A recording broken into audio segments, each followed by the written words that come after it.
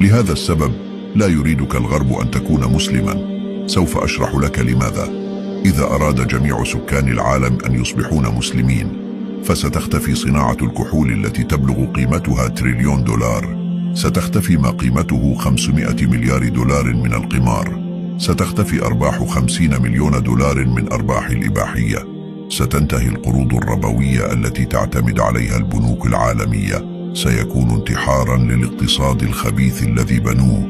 لهذا لا يريدونك أن تكون مسلما، لأن المسلم يتسم بأسلوب حياة منضبطة.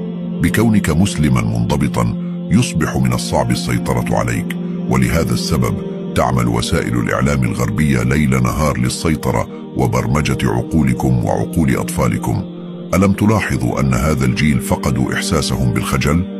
لقد أصبحوا أشخاصا يتبعون رغباتهم وشهواتهم، والمدافع الوحيد والقوي ضد هذه الأيديولوجية البشعة هو الإسلام. احمد الله على نعمة إسلامك والتزم على طريقك المستقيم.